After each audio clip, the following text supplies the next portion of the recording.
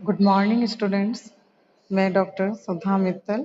आज अपन नया topic start करेंगे, प्लानिंग, नियोजन। नियोजन प्रबंध का आधारभूत एवं प्राथमिक कार्य है।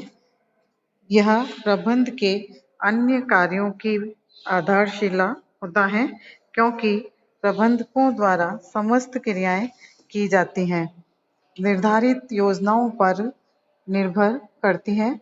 यही नहीं, नियोजन की आवश्यकता मानव जीवन की प्रत्येक क्षेत्र में भी होती है, क्योंकि वह अपने जीवन काल में कितने ही उद्देश्यों एवं लक्ष्यों का निर्धारण करता है। उन्हें प्राप्त करने के लिए योजना बनाता है और तत्पश्चात उन्हें प्राप्त करने के लिए योजना अनुसार प्रयास भी करता है।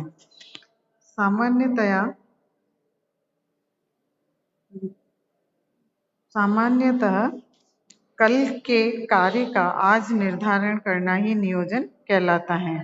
अन्य शब्दों में भविष्य में क्या, कैसे, कब, किसे एवं क्यों तथा किन साधनों के उपयोग से कार्य करना है आदि का पूर्व निर्धारण करना नियोजन कहलाता है।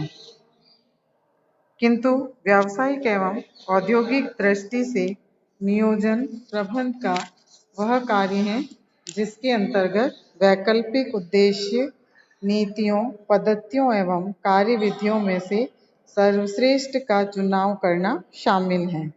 अल्फ्रेड एंड बीटी के अनुसार नियोजन विचारात्मक प्रक्रिया है, व्यवस्थित दूरदृष्टि है, तथ्यों एवं अनुभव पर आधारित दृष्टिकोण है, जिसकी बौद्धिक कार्यवाही के लिए आवश्यकता पड़ती है। इसी तरह से हैंस एवं मैसी के अनुसार नियोजन प्रबंधकीय वह कार्य है जिसके अंतर्गत वह पहले से ही यह निर्णय करता है कि वह क्या करेगा। यह एक विशेष प्रकार की निर्णयन प्रक्रिया है। इसका मूल भविष्य में निहित होता है। तो इस तरह से नियोजन भविष्य से संबंधित पूर्व यानी पहले से ही एक योजना बनाना, एक इस प्रकार का पूर्वानुमान करना और उसके आधार पर निर्णय करना ही नियोजन कहलाता है। इस आधार पर नियोजन की हम प्रमुख विशेषताएं, इसकी प्रकृति के बारे में जान सकते हैं। जैसे पहला, आधारभूत एवं प्राथमिक कार्य। नियोजन प्रबंध का आधारभूत एवं प्राथमिक कार्य है, क्योंकि बिना नियोजन के अन्य प्रबंधकीय कार्यों, संगठन, समन्वय, अभिप्रेरण एवं नियंत्रण आदि का प्रभावी निष्पादन संभव नहीं है।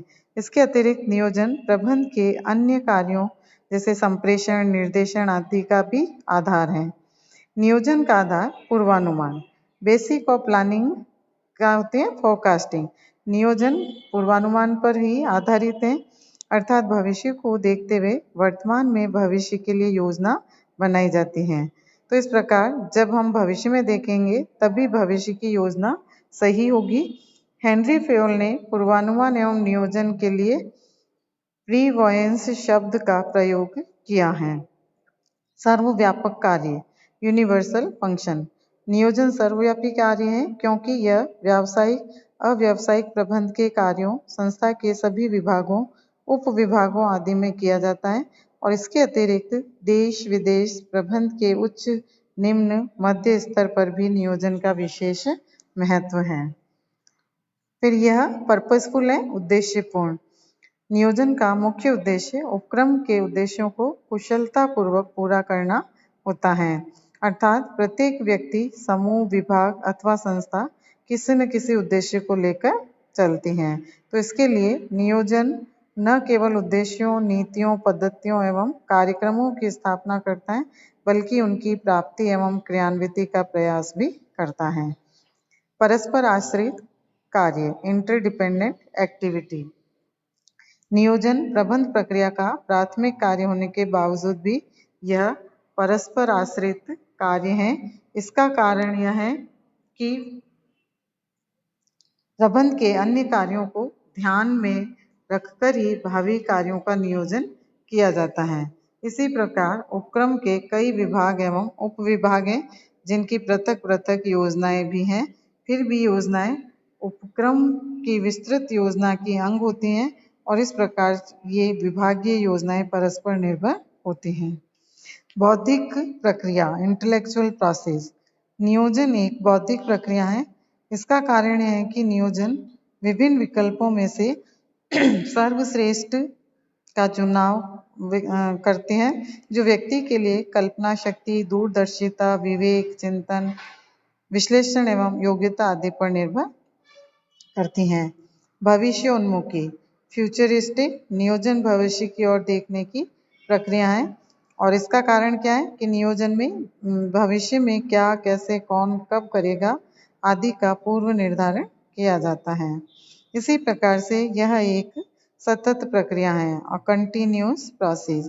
व्यवसाय में नियोजन की आवश्यकता उसकी स्थापना से लेकर अंत तक होती है और इसका कारण यह है कि भविष्य में लक्ष्यों, नीतियों, विधियों, प्रमापों, नियमों एवं परिस्थितियों में परिवर्तन होता रहता है। फिर भी एक के बाद एक योजना चलती रहती है। यह समयबद्ध होती है, टाइम बाउंड। नियोजन दीर्घकालीन, मध्यकालीन और अल्पकालीन होता है। समय का निर्धारण सुविधा अनुसार किया जा सकता है। परिस्थितियों के अनुसार समय अवधि में परिवर्तन किया जा सकता है। निर्णयन से व्यापक। नियोजन निर्णयन से व्यापक है।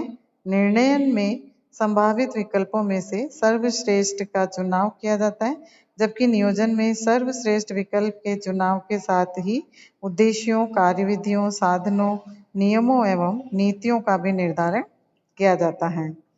गतिशील प्रक्रिया, डायनेमिक प्रोसेस। नियोजन एक गतिशील प्रक्रिया है।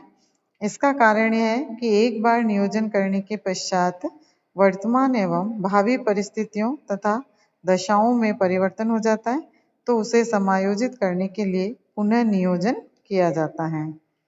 एकता, यूनिटी। हेनरी फेयोल के शब्दों में एक समय में एक योजना लागू की जा सकती है। एक ही समय में एक से अधिक योजनाएं लागू करने से अव्यवस्था तथा भ्रांति हो जाती हैं। तो आवश्यकता पड़ने पर एक विस्तृत योजना को कई उप योजनाओं में विभक्त किया जा सकता है, लेकिन इसके अंतर्गत एकता एवं समन्वय होना परम आवश्यक होता है। फिर है विश्लेषणात्मक, एनालिटिकल। नियोजन स्वभाव से विश्लेषणात्मक है, क्योंकि तथ्यों को एकत्रित करने एवं विश्लेषण करने में ही नियोजन किया जाना निहित है। इसके अतिरिक्त यह उपक्रम को संपूर्णता यानी ओवरऑल में देखता है, ताकि एक स्वस्थ योजना का निर्माण किया जा सके। और संगठकों का योग, मोड ऑफ कॉम्पोनेंट्स।